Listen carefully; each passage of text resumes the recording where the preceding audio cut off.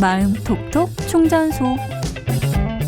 일상 속에서 발생하는 다양한 법적 문제를 소개하고 구체적인 사례와 상담을 통해 알기 쉽게 법률 정보를 제공해드리는 법률 돋보기 시간입니다. 법무법인 강남의 조성호 변호사님 나오셨습니다. 어서 오세요. 예, 안녕하세요. 조성호입니다. 네, 반갑습니다. 오늘이 12월 31일 이에요. 2020년의 마지막 날인데 뭐 어떻게 올해 계획하셨던 일들은 다 이루셨나요? 아직도 내년에 이루고 싶은 소망들이 많이 있습니다. 예. 아, 그렇군요. 뭐 내일 바로 새해잖아요. 예. 네, 바로 힘차게 포문을 열어야겠어요. 예. 자, 오늘 그래서 또 마지막 날이니만큼 내일이면 바뀌는 이 새해에 우리가 알고 있으면 좋을 만한 바뀐 법률에 대해서 소개를 해주신다고 하셨는데 시작해 볼까요? 예, 임금 근로 부분에 대해서 먼저 말씀드리겠습니다. 최저임금이 2020년 올해 결정이 돼서 2021년도 1월 1일부터는 시급이 8,720원입니다. 한 달로 치면 182만 원에 해당합니다. 오, 그렇군요. 그리고 근로 부분에 있어서도 바뀌는 게 있다고요? 예, 주 52시간 근무 제도가 확산이 됩니다. 이미 대기업하고 이제 중견기업에는 이미 확정이 되었는데 네. 2021년 1월 1일부터는 50인 이상의 확대가 되고 2021년 7월 1일부터는 5인 이상 사업장에 모두 주 52시간 근무제가 확산이 됩니다. 이 부분도 이제 소규모 사업장이나 회사를 운영하신 분들 모두 참고하셔서 법을 준수할 수 있도록 준비를 해주시기 바랍니다. 그래요. 우리가 살아가면서 가장 관심 있는 분야가 이제 돈 받는 거, 임금, 그리고 근로 여건 부분일 텐데 두 가지 부분에서 바뀌는 거 짚어주셨고요. 또 우리 실생활에서 바뀌는 그런 법률이 있을까요? 예, 2021년부터 무색폐 페트병이라는 에 대해서 분리수거가 시작됩니다. 이게 생수병 보면 투명하잖아요. 네. 거기에 이제 라벨이 이렇게 붙어 있는데 그 라벨 떼기 쉽게 돼 있습니다. 최근에 그걸 싹 떼서 그 비닐에 버리시고 나머지 투명한 병을 따로 모아서 페트병으로 분리를 해서 수거합니다. 2020년도에서는 서울하고 부산, 제주도 일부 지역에서 실시되었는데 2021년부터는 전국적으로 시행이 됩니다. 이 무색 페트병이 고품질로 재활용할 수 있기 때문에 분리 배출한다고 합니다. 여러분들도 앞으로는 내일부터는 이걸 챙겨주시면 좋겠고요.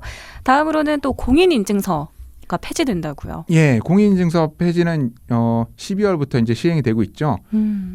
오랫동안 익숙해져 있고 저도 이제 공인인증서에 익숙해졌는데 이것 때문에 뭐 해외 결제라든가 이런 부분에 어려운 분들 많았는데 드디어 폐지가 됐고 사설 인증서도 많이 됩니다. 다만 여기서 제일 중요한 거는 저같이 공인인증서 익숙하신 분들 같은 경우에 폐지되면 어떻게 하나 하는 건데 계속 사용 가능합니다. 그리고 연장도 가능하시고요.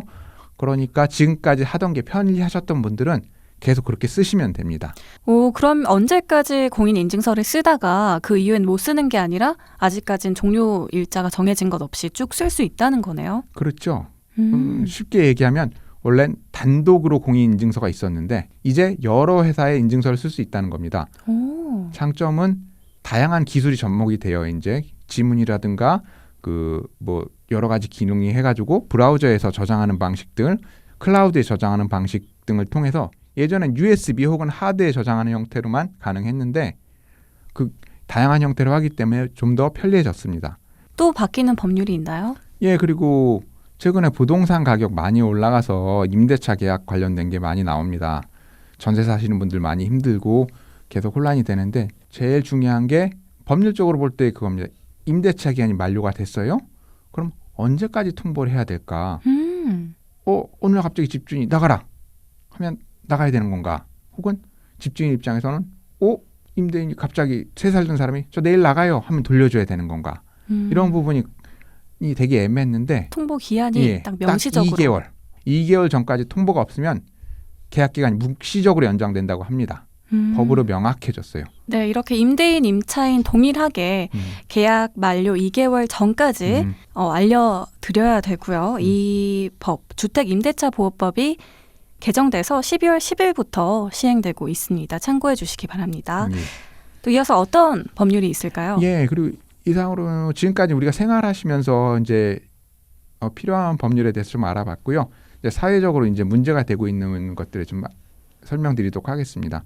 조두순 문제 때문에 대한민국이 좀 시끄러웠습니다. 2020년 12월에. 네. 그래서 이 관련돼서 아동학대, 그다음에 청소년 성폭력 범죄 등이 약간 바뀌었습니다. 먼저 아동학대에 관련돼서 말씀드리도록 하겠습니다. 최근에 편의점에서 맨날 도시락을 까먹고 하다가 부모로부터 방치된 아이가 된 기사가 나와가지고 많은 사회인들이 깜짝 놀랐는데요. 네. 이런 부분에 대해서 이제 좀 더 관리 감독이 강화되는 부분이 있습니다.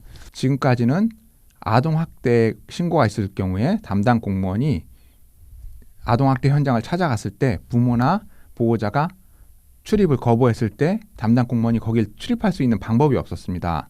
그로 인해서 지금 아동학대 현장을 제대로 확인할 수 없었죠. 그런데 2020년 10월부터는 바뀌었습니다. 담당 공무원이 현장 조사를 요청했을 때 이에 대해 불응한다면 과태료 500만 원이 부과됩니다. 좀 더 빨리 이루어졌어야 된다고 생각합니다. 네. 그동안에 아동학대라는 것이 은밀하게 가정의 내부에서 이루어진 현장인데 이걸 현장으로 바로 갔었는 방법이 존재했어야 되는데 항상 사후적으로 처벌에 머물러 있었기 때문에 우리나라에 계속 문제가 심각했었는데 2020년 10월에 개정돼서 다행이라고 생각합니다. 네, 이렇게 사생활적인 부분 그리고 부모의 권한 이런 문제들 때문에 아동학대에 방치된 아동들이 그간 보호를 못 받았었는데 앞으로 좀 더 보호받기를 염원해 보고요. 이런 법률들이 더 많이 개정돼서 아동들이 보호받았으면 좋겠다는 생각이 듭니다. 또 이번엔 이 청소년의 성보호에 관한 법률도 개정됐다면서요? 예, 그렇습니다. 이 법도 11월부터 개정됐는데요. 장애인하고 미성년자에 대한 성범죄에 대한 형량이 가중됐습니다. 지금까지는 미성년자나 장애 아동에 대한 성폭력 처벌이 되게 미약하다는 비판이 많았는데 미성년자, 장애 이런 사람들에 대해서 성폭력을 한다는 건 참 있을 수도 없는 얘기죠. 그렇지만 네. 우리 사회에서 심심치 않게 일어나고 있습니다. 이 사회적 약자들에 대한 보호를 위한 법률들이 이렇게 차근차근 개정되고 더 좋은 방향으로 나아갈 수 있어서 참 좋네요. 그리고 또 이 13세 미만 미성년자를 대상으로 한 성범죄 이 공소시효가 삭제됐다고요? 오히려 있었던 게 신기하죠. 13세 미만의 성범죄자들에 대해서 공소시효가 계속 존재했다는 게 이 부분이 왜 문제가 되냐면 네. 피해자가 성인이 된 다음에 성인이 되고 나서 한참 후에 자기의 상황에 대해서 인식합니다. 13세, 14세 이 나이 때는 이런 걸 잘 판단을 못해요. 인지하기도 네. 어렵죠. 인지했다고 하더라도 어떻게 해야 될지를 몰라요. 맞아요. 자기에 대한 피해자로서의 처벌을 요구할 수 있는 상황이 안 됐거든요. 빨리 이것도 개정됐어야 되는데 이번 11월에 개정이 됐습니다. 트라우마 속에 빠져 사는 그런 미성년자한테 그런 짓을 하는 범죄자들에게 공소시효가 존재했다니 정말 울분이 치미네요. 예.